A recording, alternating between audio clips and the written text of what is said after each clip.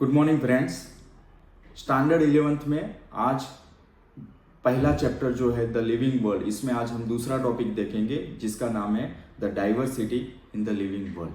तो आप ये 5 से 10 मिनट का वीडियो है, पूरे ध्यान से देखो और लास्ट में हम उसके MCQs भी देखेंगे जिसकी वजह से आपका पूरा डाउट है वो क्लियर हो जाएगा और पूरा जो रिवीजन है, क्विक रिवीजन, वो 5 से 10 मिनट में आपका ये टॉपिक का हो जाएगा।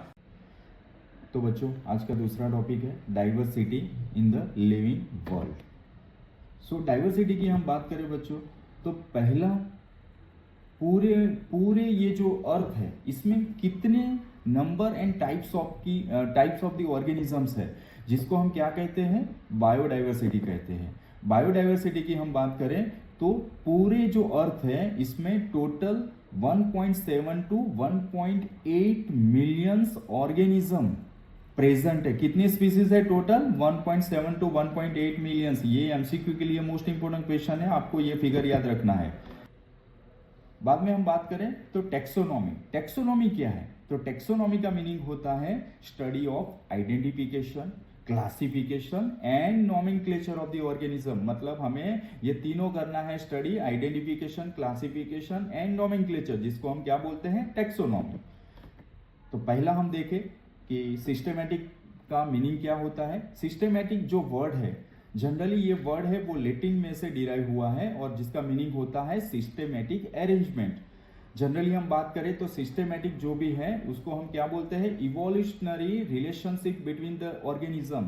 सो इवोल्यूशनरी रिलेशनशिप का मीनिंग क्या होता है, internal relationship between the organism. ये एमसीक्यू के लिए मोस्ट इंपोर्टेंट है, आपको याद रखना है कि ये जो सिस्टेमा नेचर ये बुक था, ये किस साइंटिस्ट ने लिखा था? So that scientist name is Linus. ये एमसीक्यू के लिए इंपोर्टेंट है, आपको ये याद रखना है। फिर हम बात करें तो basic process of taxonomy. So basic process क्या क्या है? तो पहला जो बेसिक प्रोसेस है टेक्सोनॉमी का वो है characterization, identification, classification and nomenclature.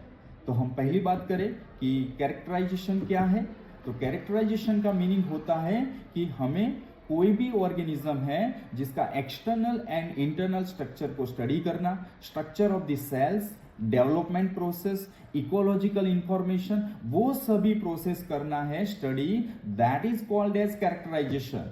फिर आइडेंटिफिकेशन का मीनिंग होता है कि अगर कोई भी ऑर्गेनिज्म है तो हम किस तरह से उसको आइडेंटिफाई करेंगे, जब हम उसका नाम जानते हो तब हम आइडेंटिफाई करेंगे।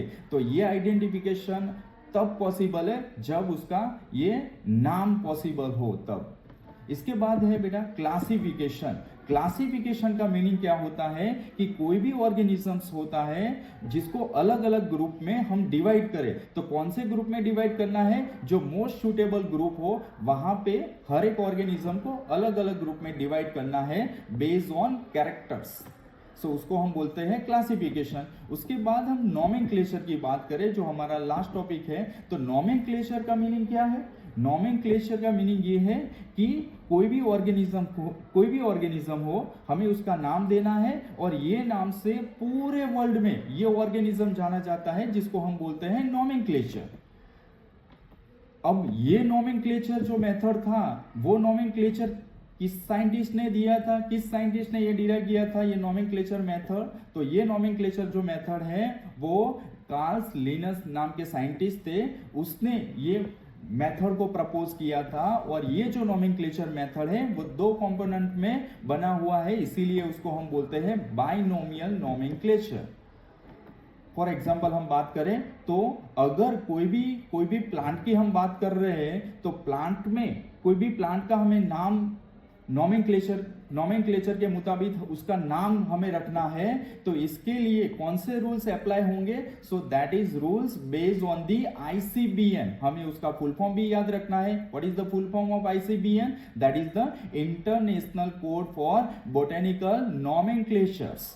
और अगर कोई भी एनिमल्स है जिसका हमें नाम रखना है, सो that is the based on ICZN।